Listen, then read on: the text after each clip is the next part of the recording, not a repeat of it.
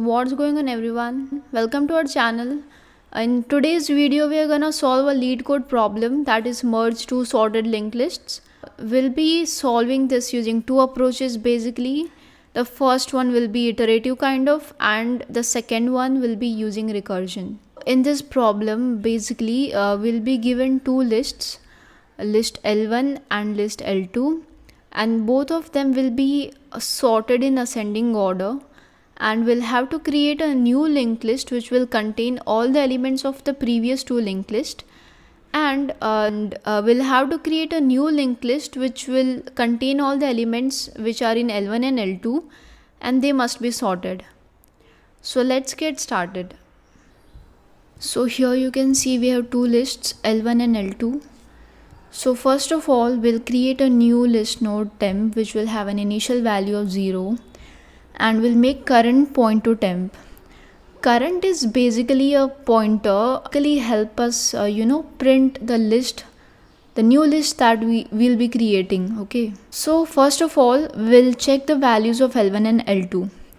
So if L1's value is less than equal to L2's value, what we'll do, the next of temp will be equal to L1's value. Okay, so this one will come here and L1 will move to the next node. Okay, so this will look something like this. Now again we'll check L1's value. If L1's value is less than L2's value, here it's not that case. So if this condition is not true, we'll follow this. The next of temp will be equal to L2. L2's value 1 will come here and L2 will move one step forward. So we got 1 1 here. We'll again compare the current value of L1 and L2.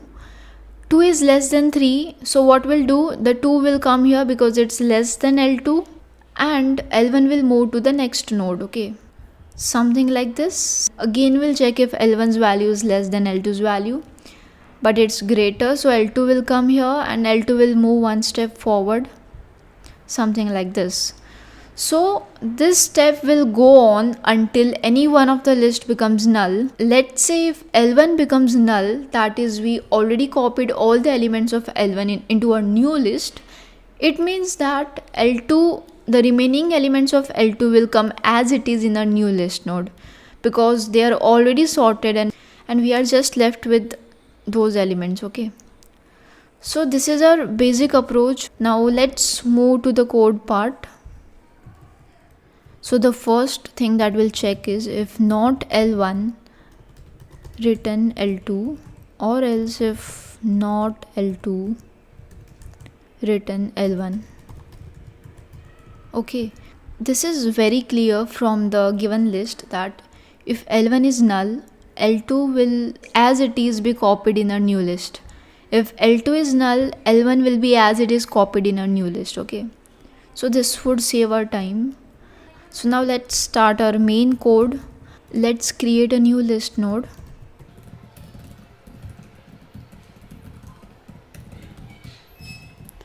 Now let's create another pointer which will point to temp, while L1 and L2. This means that while L1 and L2 have some value, first we'll check is if L1's value is less than equal to L2's value, temps next will be equal to L1 and L1 will be equal to L1's next. Okay, or else if this condition is not true, temps next should be equal to L2 and L2 should be equal to L2's next. Okay, so here our condition is done.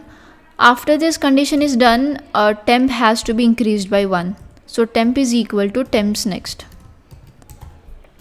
Now after the completion of this while loop, there will be two cases. Case 1, our list would have been made. Case 2, the elements in any one of the list would have been left out if the size of both the list is not same. So if any list is left, for example if L1, temps next should be equal to L1. Okay, and if L2, temps next should be equal to L2. return. What will return? We took this new pointer to point to temp because we wanted to print. Okay, we want some address to be stored somewhere, and current is storing the address of temp, the first node of temp. Okay, so return currents next. All right, so let's run our code. Okay, so we got the output. Let's submit our code.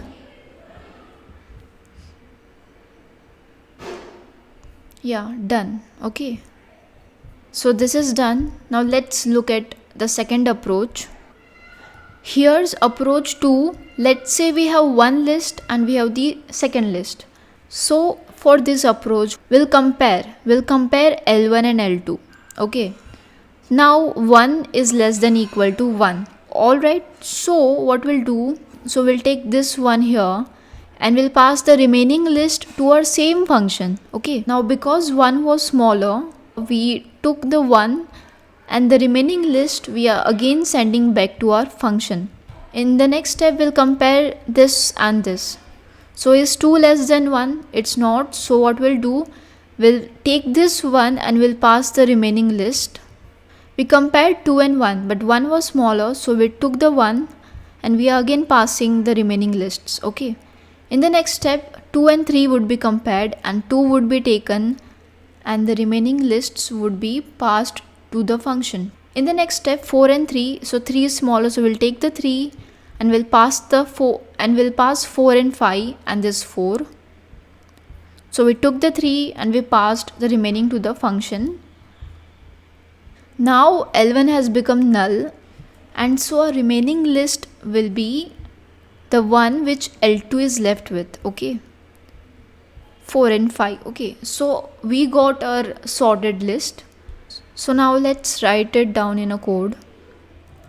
For this approach 2, will check that condition. If not L1, return L2, and if not L2, return L1. Okay, we'll write our main condition. If L1's value is less than equal to L2's value, what we'll do, L1's next will be equal to merge two lists, L1's next, comma L2, and return L1. Otherwise, L2's next would be equal to merge two lists, L1, comma L2's next. Okay, and we will return L2. Let's run our code. So I got some error here.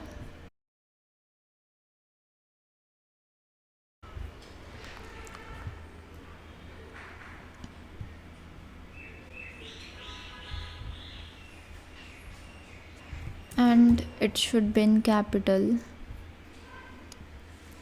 So we got our output. Let's submit our code.